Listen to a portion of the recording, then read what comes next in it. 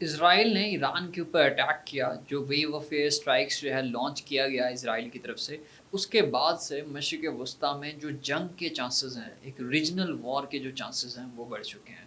ہم نے بیسیکلی اسرائیل اور ایران کی ملٹری اسٹرینتھ کا انالیسس کرنا ہے اس ویڈیو میں، کہ ڈیفنس سسٹم دیکھیں گے کہ کتنا ڈیفنس بجٹ ہے اسرائیل کا، ایران کا کتنا ڈیفنس بجٹ ہے، میزلز کتنے موجود ہیں دونوں کے پاس، نیوکلیر کیپیبلٹیز دونوں کے پاس کس حد تک موجود ہیں۔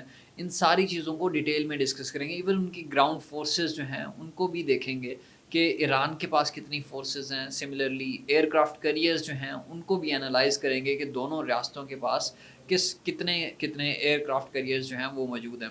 سو اس ویڈیو میں ہم نے بیسیکلی ایران اور اسرائیل کی ملٹری مائٹ کا ایک کمپیریزن ڈرا کرنا ہے۔ تو آئیے ذرا شروع کرتے ہیں۔ اگر ایئر ڈیفنس سسٹم کی بات کریں تو اسرائیل کے پاس آئرن ڈوم موجود ہے۔ آئرن ڈوم کیا ہے؟ یہ ایک سوفسٹیکیٹڈ سسٹم ہے، ریڈار کے ساتھ آپریٹ کرتا ہے، اور اس کا مین فنکشن یہ ہے ٹو انٹرسیپٹ دی میزلز، یعنی کہ جو میزلز مارے جاتے ہیں، داغے جاتے ہیں اسرائیل کی طرف یا کسی بھی ریاست کے اوپر، سو یہ جو آئرن ڈوم ہے یہ ایک ڈیفنس سسٹم ہے، یہ ان کو انٹرسیپٹ کر لیتا ہے۔ انٹرسیپٹ ایسے کرتا ہے کہ یہ دور سے ہی میزلز کو ڈیٹیکٹ کر دیتا ہے اور پھر اس کو انٹرسیپٹ کر لیتا ہے۔ جبکہ ایران کی بات کریں تو انہوں نے بھی ایک ریسنٹلی ڈپلوائے کیا ہے اس طرح کا سسٹم، جو کہ اتنا ایڈوانس نہیں ہے جتنا بیسیکلی اسرائیل کا سسٹم ہے، اور اس سسٹم کا جو نام ہے وہ ہے ازارا کش۔ یہ ایران کا سسٹم ہے، لیکن یہ کوئی اتنا ایفیشینٹ نہیں ہے۔ یہ بھی انفرا ریڈ استعمال کرتا ہے، ریڈار سسٹم کے اوپر چلتا ہے، لیکن اس کی جو ڈیٹیکشن کا سسٹم ہے وہ اتنا اسٹرانگ نہیں ہے جتنا کہ بیسیکلی اسرائیل کے آئرن ڈوم کا سسٹم ہے۔ دوسری طرف یہ تو ہم نے ایئر ڈیفنس سسٹم کی بات کی، اسی کے ساتھ ساتھ اگر مین پاور کی بات کریں تو ایران کے پاس تقریباً 6,10,000 ایکٹیو پرزونل موجود ہیں، جن میں سے آرمی کی میں بات کروں تو 3,50,000 آرمی پرزونلز ہیں۔ ایرانین ریولوشنری گارڈ کارپس کی بات کروں تو 1,90,000 فورسز ہیں۔ نیوی کی بات کروں تو دیر آر 18,000 فورسز۔ سملرلی اگر میں ایئر فورس کی بات کروں تو 37,000، اور ایئر ڈیفنس کی بات کروں تو 15,000، جبکہ باقی 3,50,000 جو ہیں دے آر ریزروز۔ اسی کے ساتھ ساتھ یہ تو ہم نے ایران کی بات کی۔ اسرائیل کی اگر فورسز کی بات کریں تو آرمی 1,26,000 لوگ موجود ہیں، نیوی میں 95,000 پیپل، اور ایئر فورس میں تقریباً 34,000 جو لوگ ہیں وہ موجود ہیں، باقی 4,65,000 جو ہیں وہ ریزروز ہیں۔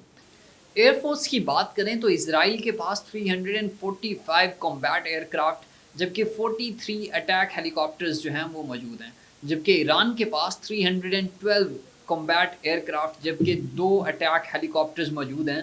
لیکن ایران کی جو ٹیکنالوجی ہے وہ اپ گریڈڈ ٹیکنالوجی نہیں ہے، کیونکہ لمیٹڈ اپ گریڈز جو ہے آپ کو نظر آتے ہیں ایرانین ٹیکنالوجی میں، کیونکہ ایران اس طریقے سے مینٹین نہیں کر پاتا due to the economic sanctions, due to the financial collapse.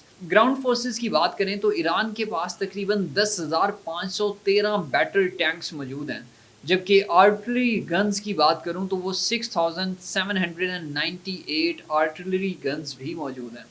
Army کی بات کریں تو 50 ہیلی کاپٹرز موجود ہیں، جبکہ ایرانین ریولوشنری گارڈ کارپس کے پاس 5 ہیلی کاپٹرز موجود ہیں۔ جبکہ دوسری طرف اسرائیل کو آپ دیکھتے ہو تو اسرائیل کے پاس 400 بیٹل ٹینکس موجود ہیں، 530 آرٹلری گنز موجود ہیں، اور 1,190 پلس آرمرڈ پرزونل کیریئرز بھی ان کے پاس موجود ہیں۔ نیول پاور کی بات کریں تو اسرائیل کے پاس 5 سب مرینز، جبکہ ایران کے پاس 17، یعنی کہ 17 ٹیکٹیکل سب مرینز جو ہیں وہ ایران کے پاس موجود ہیں۔ بلسٹک میزلز کو اگر ڈسکس کریں تو ایران کے پاس at least 12 types of ballistic missiles جو ہے وہ موجود ہیں، جن کی رینج تقریباً 150 کلومیٹر سے 2,000 کلومیٹر تک ہے، جبکہ اسرائیل کے پاس تقریباً 4 ٹائپس آف جو بلسٹک میزلز ہیں وہ بھی ان کے پاس موجود ہیں، جن کی رینج ہائیسٹ 6,500 کلومیٹر تک ہے۔